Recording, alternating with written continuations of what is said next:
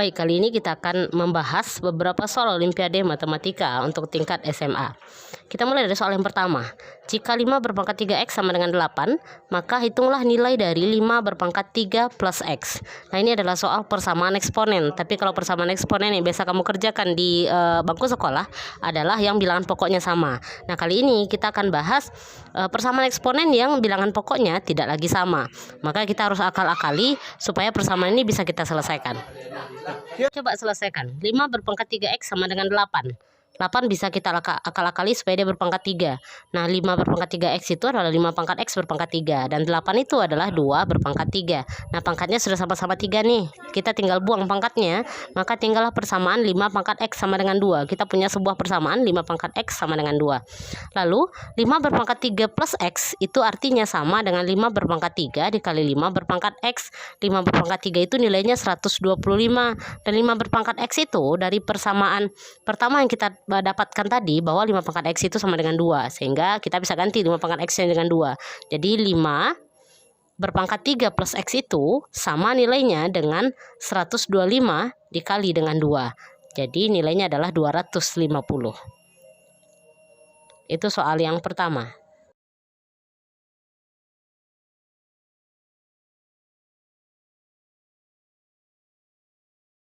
Kita lanjutkan ke soal yang kedua. Misalkan P adalah faktor prima terbesar dari 9991, maka tentukan nilai P. Nah, kita akan coba selesaikan ini.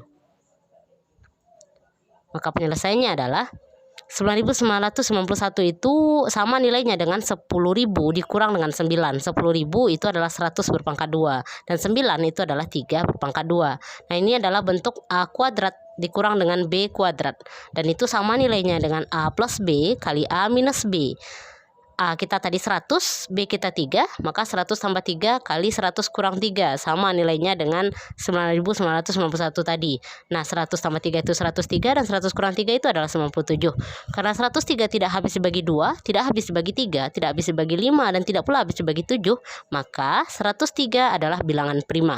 Maka P-nya sama dengan 103. Jadi faktor prima terbesar dari 9991 adalah 103. Kita lanjut dengan soal yang ketiga. Carilah bilangan bulat yang terdiri dari 6 angka dengan angka terakhir 7 yang menjadi 5 kali bilangan semula jika angka terakhir tersebut tempatnya dipindahkan menjadi angka pertama. Nah, kita perlu pahami soal ini baik-baik. Katanya ada sebuah bilangan bulat yang terdiri dari 6 angka, berarti itu adalah bilangan ratusan ribu. Dan angka terakhirnya adalah 7. Terus katanya kalau angka 7 yang terakhir itu kita taruh di depan, kita pindahkan tempatnya ke angka pertama, maka nilainya menjadi 5 kali bilangan semula kita tadi.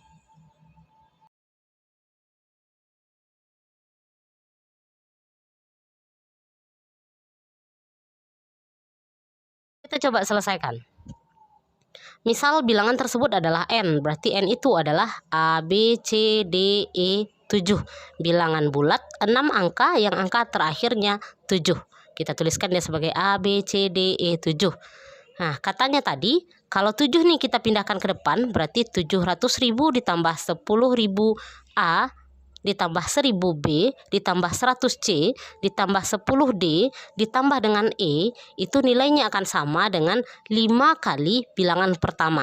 Berarti 5 nilai ini sama dengan 5 kali bilangan pertama kita tadi adalah A, B, C, D, E, 7. Berarti itu nilainya adalah 100.000 A tambah 10.000 B tambah 1000 C tambah 100 D tambah 10 E ditambah 7. Itu bilangan pertama. Nah, 5 kali inilah nilainya kalau 7-nya kita pindahkan ke depan.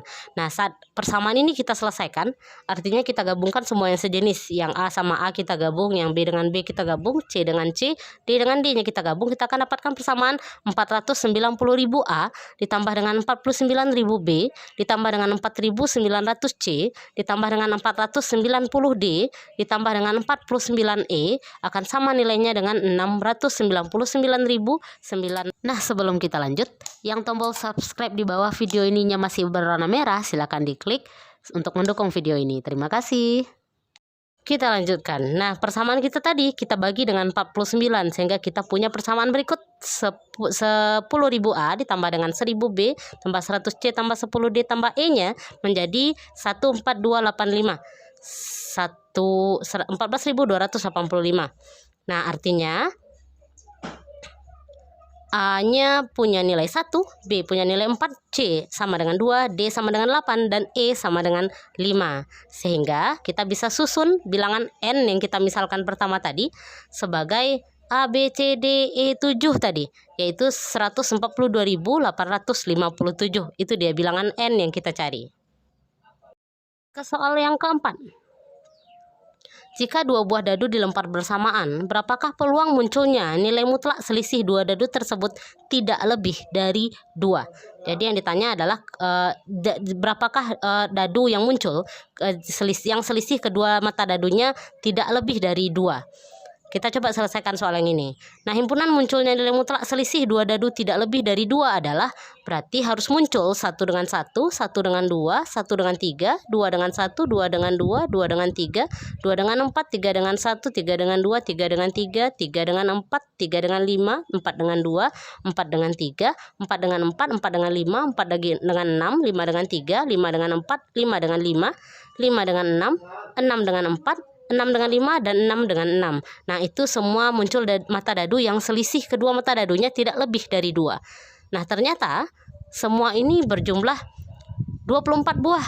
Jadi, peluang munculnya nilai mutlak selisih dua dadu tidak lebih dari 2 adalah 24/36. Karena kejadiannya 24, ruang sampelnya 36 atau 2/3. Kita lanjut ke soal berikutnya. Soal yang kelima, 3 buah persegi dijajarkan seperti pada gambar berikut. Hitunglah berapakah besar sudut EAD ditambah dengan sudut EBD dalam derajat. Ini dia gambarnya. Ada 3 buah persegi dijajarkan. Berarti persegi itu keempat sisinya sama panjang ya. Sehingga kita punya sebuah persegi panjang yang lebarnya 1, panjangnya 3. Perhatikan bahwa EAD adalah sebuah segi 3 siku-siku dengan DE-nya 1 dan AD-nya 3. Dan perhatikan pula bahwa EBD adalah sebuah segitiga siku-siku dengan DE-nya 1 dan BD-nya 2. Karena EAD dan EBD akan kita manfaatkan untuk menghitung sudut EAD dan sudut EBD nanti. Keduanya adalah segitiga siku-siku. Kita lihat penyelesaiannya. Nah, tangen sudut EAD sama dengan 1/3. Tangen sudut EBD sama dengan 1/2. Nah, ini kita dapat dari memperhatikan segitiga siku-siku yang kita sebutkan tadi. Sehingga kita bisa ambil perbandingan trigonometri, yaitu perbandingan tangen untuk segitiga tersebut. Nah, tangen sudut EAD ditambah sudut EBD itu sama dengan tangen sudut EAD tambah tangen sudut EBD per 1 kurang tangen sudut EAD kali tangen sudut EBD. Nah, ini adalah rumus tangen jumlah sudut. Sehingga kita bisa masukkan nilainya, yaitu 1/3 ditambah setengah per 1 kurang 1/3 kali setengah sama dengan 1. Nah, tangen jumlah sudut EAD tambah sudut EBD adalah 1. Berarti sudutnya adalah arkus tangen dari 1, yaitu 45 derajat. Karena 1 itu adalah nilai tangen dari sudut 45 derajat.